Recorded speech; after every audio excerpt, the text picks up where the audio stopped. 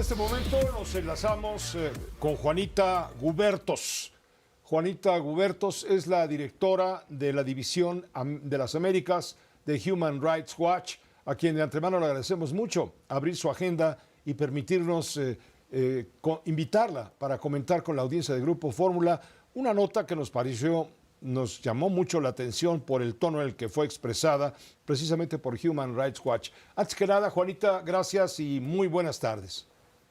Pepe, buena tarde, muchísimas gracias por la invitación, un saludo a toda la audiencia. Muchas gracias. Hoy comenzamos nuestra emisión informativa hablando del daño que Andrés Manuel López Obrador le hizo al tema de los derechos humanos, que llevó, dicen ustedes, a México a un retroceso democrático, que la CNDH fue un organismo fantasma que no tuvo ninguna actuación sólida en defensa justamente de los derechos humanos de los mexicanos desde que la Comisión Nacional de los Derechos Humanos la tiene la señora de Ibarra de Piedra, la señora de Piedra Ibarra, perdón.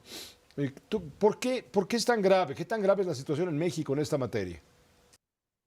Pepe, este es el informe global anual que hacemos en Human Rights Watch y en América Latina cubrimos 13 países, cada uno de los países tiene su capítulo. Este capítulo sobre México reconoce la importancia de la reducción de la pobreza, que en el sexenio de López Obrador más de 13 millones de mexicanos hayan salido de la pobreza, es un paso muy importante. Pero ello no es excusa para esconder, en primer lugar, los retrocesos democráticos de los que podemos hablar en detalle y la aún creciente violencia en el país.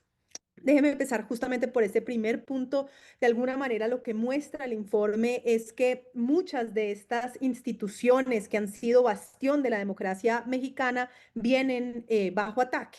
En primer lugar, el año pasado, con la elección de los jueces por elección popular en implementación de la reforma judicial que venía heredada de AMLO, pero hay que decirlo, la presidenta Sheinbaum adoptó y sacó adelante.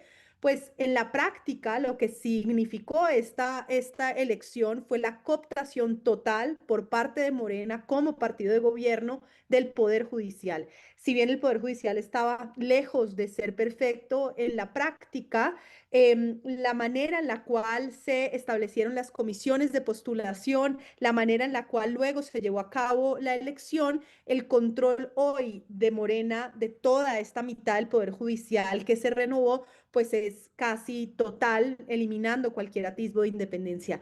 A esto se suma, por supuesto, una serie de otras reformas, la expansión de la detención preventiva oficiosa, la manera en la cual se siguió ampliando constitucionalmente las disposiciones de militarización, la forma en la cual se restringió el amparo como una garantía esencial para la protección de derechos, las distintas reformas de identidad digital que en la práctica supone la recopilación de una cantidad de información, incluyendo información biométrica en manos del gobierno sin los suficientes controles para evitar que sea usada de manera inadecuada y en restricción de derechos de los mexicanos y mexicanas. Entonces, Juanita todo un Gubertus, bloque de restricción de la claro, democracia. nos está dando una dimensión monstruosa, brutal, astronómica sobre la independencia judicial que se ha perdido, la falta de defensa de los derechos humanos, el retroceso democrático que ocurrió con el gobierno de López Obrador.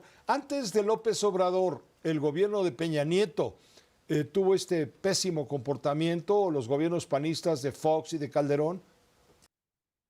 A ver, yo creo que hay distintas dinámicas. El capítulo al que hago referencia, por ejemplo, en materia de violencia, pues hemos tenido momentos de intensidad dramática de la violencia, incluso, por supuesto, de gravísimas violaciones a derechos humanos cometidas por agentes del Estado en distintos gobiernos anteriores. Pero yo diría que desde la transición democrática en México no vivíamos un proceso de desmonte de las distintas instituciones creadas en la transición mexicana como una manera de generar peso pesos y contrapesos y de garantizar que había controles al ejercicio del poder. Ahí es donde yo creo que en el final de López Obrador y sin duda el comienzo de Sheinbaum estamos viendo una diferencia que, insisto, es uno de los elementos adicionales a lo que era el fenómeno histórico de violencia en México y de comisión de violaciones por parte de agentes del Estado en la respuesta al crimen organizado. También se refiere el capítulo al tema Donald Trump. ¿Qué tanto daño le está haciendo al mundo el presidente de los Estados Unidos, que dicen ustedes lo está llevando al autoritarismo y al desorden?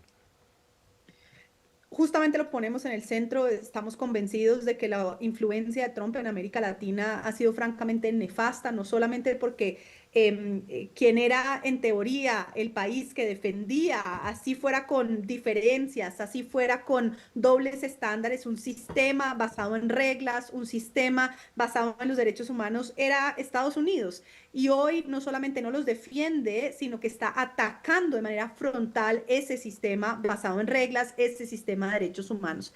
En América Latina en particular vimos a lo largo de todo el año pasado más de 120 ejecuciones extrajudiciales cometidas por Estados Unidos en los ataques contra embarcaciones en el Pacífico y en el Caribe, en donde murieron latinoamericanos. Vimos la deportación abusiva de migrantes, incluyendo de personas provenientes de Afganistán, Irán, China, que venían de ser perseguidas en sus países y terminaron deportados a países como Costa Rica y Panamá para ser allí detenidos arbitrariamente sin ningún tipo de justificación jurídica.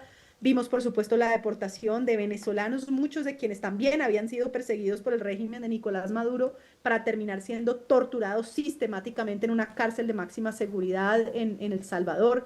El debilitamiento de la sociedad civil, no solo por los recortes de los recursos de USAID, sino también hay que decirlo porque en países como El Salvador, Ecuador, Perú, habían logrado impedir que se aprobaran leyes anti-ONGs. Bueno, retirado ese ejercicio desde la Embajada de Estados Unidos, allí se aprobaron leyes a lo ruso, a lo nicaragüense, de restricción del espacio cívico. Juanita, finalmente no te puedo dejar ir sin preguntarte, del 1 al 10, ¿cómo calificarías a Rosario Piedra Ibarra, presidenta de la Comisión Nacional de los Derechos Humanos? Del 0 al 10. Yo desafortunadamente, Pepe, le doy un 0. O sea, lo que hemos visto en términos de una institución que debía defender los derechos humanos y que definitivamente capituló a esa función, a esa tarea, es total. Así que lamentablemente no puedo darle un puntaje más allá de 0. Te agradecemos muchísimo, Juanita, el que nos hayas permitido esta comunicación.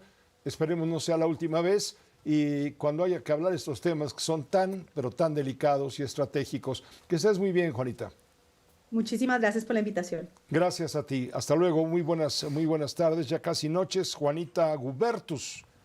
Ella es directora de la División de las Américas del organismo internacional Human Rights Watch. Lo que dijo de López Obrador, que llevó a México al retroceso democrático, lo que dijo de Rosario Piedra Ibarra, anulada en la Comisión Nacional de los Derechos Humanos, y lo que dijo del señor Donald Trump, pues eso ya lo sabe usted desde hace mucho rato. Nos damos una pausa, volvemos enseguida.